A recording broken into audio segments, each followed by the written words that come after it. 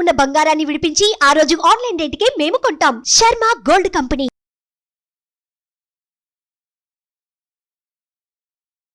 నమస్తే, welcome to Suman TV. నేను మీ యామ్ని.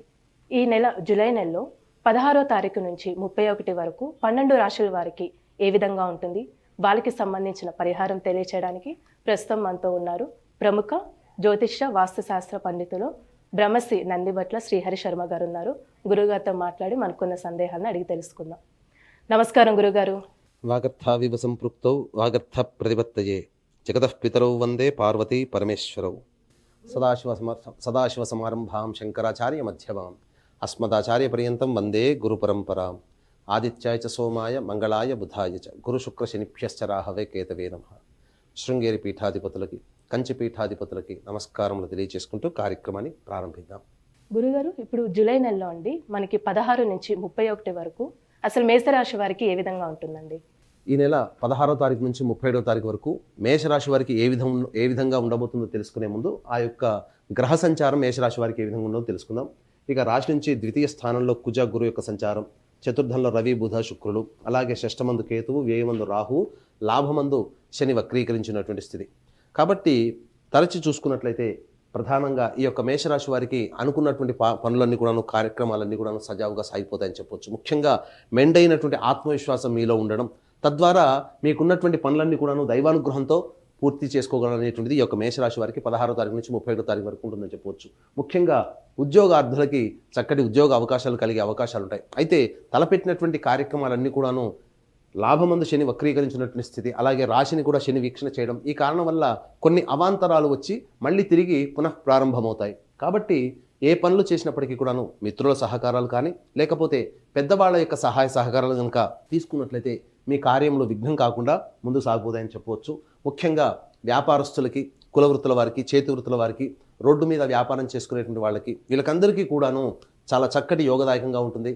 మీలో ఆత్మవిశ్వాసం ముందడుగు వేయడం, తద్వారా మీకు సాటి ఎవరూ లేరు అనే భావన ఉంటుంది. కాబట్టి అతి ఆత్మవిశ్వాసాన్ని మీరు తగ్గించుకొని ప్రయాణం చేసినట్లయితే ఈ 16 నుంచి 37వ తారీఖు వరకు ఉన్నటువంటి రోజులన్నీ కూడాను మీకు మంచిగా ఉంటాయని చెప్పవచ్చు.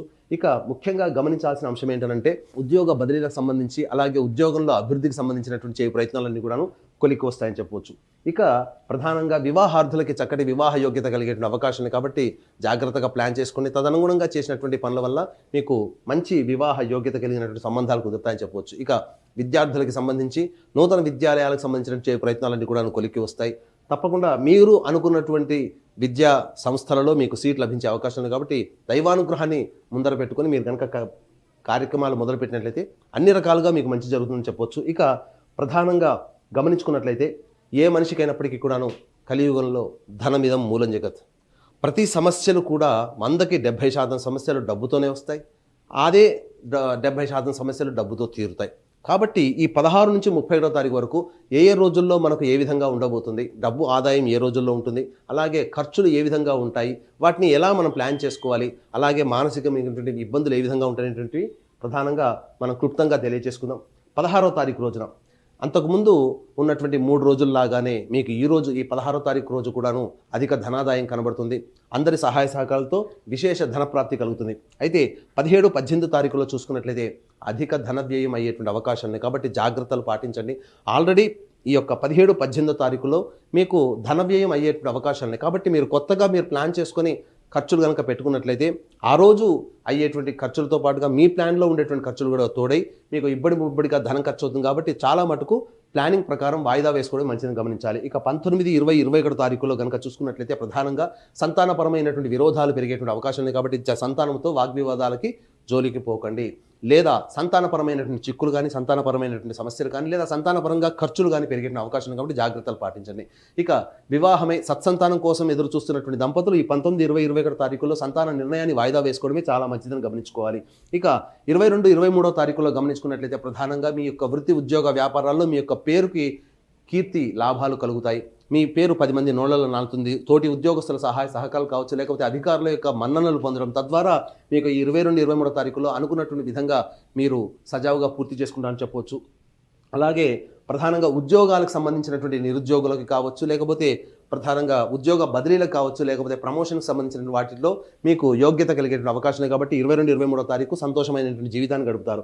ఇక 24-25వ తారీఖుల్లో ఏ రంగంలో ఉన్నటువంటి వారికైనప్పటికీ కూడా వ్యాపార రంగంలో కావచ్చు, అలాగే కుల వృత్తులు, చేతి వృత్తులు కావచ్చు, ఏ రంగంలో ఉన్నటువంటి సామాన్యు నుంచి ధనవంతుల వైపు ఉన్నటువంటి వాళ్ళందరికీ, వ్యాపారస్తులకి, ఉద్యోగార్థులకి అధిక లాభదాయం కలిగేటువంటి అవకాశం కాబట్టి జాగ్రత్తగా యోగాన్ని మీరు అనుభవించవచ్చు. ఇక ప్రధానంగా ఈ 26-27వ తారీఖులో చూసుకున్నట్లయితే మానసికమైనటువంటి ప్రశాంతత ఉండదు, సరిగ్గా నిద్ర పట్టకపోవడం కానీ, లేకపోతే వృధా కాలయాపన జరగడం కానీ, అలాగే ఏ చేపట్టినటువంటి పనిలో కొన్ని ఆటంకాలు రావడం, తద్వారా కొంత మానసికమైనటువంటి ప్రశాంతత లోపించే అవకాశం ఉంటుంది.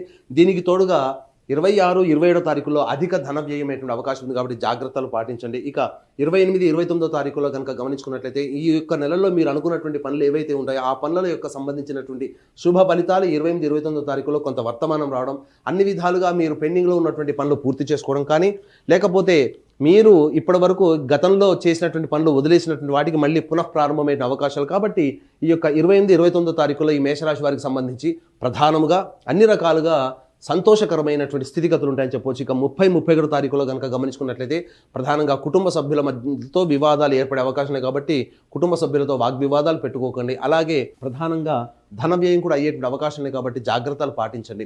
ఈ యొక్క 16-37 తారీఖులో గనక గమనించుకున్నట్లయితే 17, 18, 26, 27, 30, 31 ఈ ప్రధానమైనటువంటి 6 రోజుల్లో కనుక ఖర్చులు కనుక మీరు ప్లానింగ్ ప్రకారం చేసుకొని అదుపులో ఉంచుకున్నట్లయితే ఈ 16-37 తారీఖు వరకు ఉండేటువంటి సమస్యలన్నీ కూడా చాలా మటుకు సమసిపోతాయని చెప్పవచ్చు. ముఖ్యంగా మీరు అతి ఆత్మవిశ్వాసంతో ముందడుగు వేయకుండా మీరు ఎక్కడ తగ్గాలి, ఎక్కడ పెరగాలి అనేటువంటి ఆలోచన విధానాన్ని లౌక్యంతో కనుక ముందడుగు వేస్తే ఈ యొక్క 16-37 తారీఖు వరకు ఇవన్నీ కూడాను మీ రోజుగా భావించవచ్చు. అయితే ఎంతటి వ్యక్తికైనప్పటికీ కూడాను, ఎంత వీరుడైనప్పటికీ కూడాను దైవానుగ్రహం ఉంటేనే విజయాన్ని సంపాదించుకుంటాడు. కాబట్టి ఈ యొక్క దైవానుగ్రహం అందరికీ కలిగించాలనేటువంటి ఒక సదుద్దేశంతో ఈ నెల 21వ తారీఖు రోజున శ్రీకాళహస్తి క్షేత్రంలో రాహుకేతు పూజ, అలాగే విద్యార్థుల కోసం సరస్వతి దక్షిణామూర్తి హోమాలు, మరియు వివాహం, ఉద్యోగం, అనారోగ్యం, దాంపత్య సమస్యల నివారణకి 18 రకాల హోమాలతో పాటుగా వృషభ, మిథున, కర్కాటక, సింహతుల, వృశ్చిక, మకర, కుంభమీన రాశుల్లో జన్మించినటువంటి వారికి శనిదోష పరిహారార్థమై నివారణ హోమాలు కేవలం 1500 రూపాయలకి ఈ యొక్క మీ గోతనామాలతో చేయించడం జరుగుతుంది. అలాగే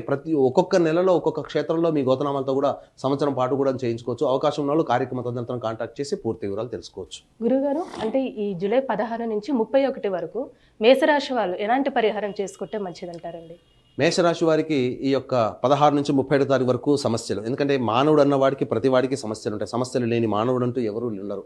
కాబట్టి ఈ సమస్యల పరిష్కారం కోసం సుబ్రహ్మణ్య స్వామికి ఆవు పాలు, ఆవు నెయ్యి, తేనె ఈ మూడిటితో అభిషేకం జరిపించి చలివిడి నైవేద్యంగా పెట్టవచ్చు. అలాగే ప్రతిరోజు దత్తస్తవము, సుబ్రహ్మణ్య భుజంగ స్తోత్ర పారాయణం కనుక చేసుకున్నట్లయితే తప్పకుండా మంచి జరుగుతుంది. ఈ యొక్క సుబ్రహ్మణ్య స్వామికి అభిషేకం ఒక 3 రోజుల పాటు జరిపిస్తే చాలమ్మా.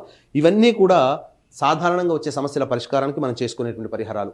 ఇంకా మీ జాతకరీత్యా ఏవైనా కానీ ఇంకా సమస్యలు ఉన్నాయి, సమస్యలు పరిష్కారం కావట్లేదన్నప్పుడు మీ జాతకంలో ఏదో మీకు ఇబ్బందికర పరిస్థితులు జరుగుతున్నాయనేటువంటి భావన కాబట్టి దగ్గరలోని మంచి ఉపాసనాపరులైనటువంటి జ్యోతిష్యులను సంప్రదించి వారి యొక్క సలహాలు, సూచనలు కనుక పాటించినట్లయితే మీ యొక్క సమస్యలకి శాశ్వత పరిష్కారం పొందుతారని చెప్పడంలో ఏమాత్రం సందేహం లేదు. గురుగారు, జూలై నెలలో మేషరాశి వారికి అసలు ఏ విధంగా ఉంటుంది, వీరికి సంబంధించిన పరిహారం తెలియజేసినందుకు ధన్యవాదాలండి మీకు.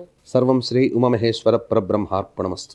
సుమన్ టీవీలో మీ పర్సనల్ అండ్ బిజినెస్ ప్రమోషన్స్ కోసం కింది నెంబర్కి కాంటాక్ట్ చేయండి.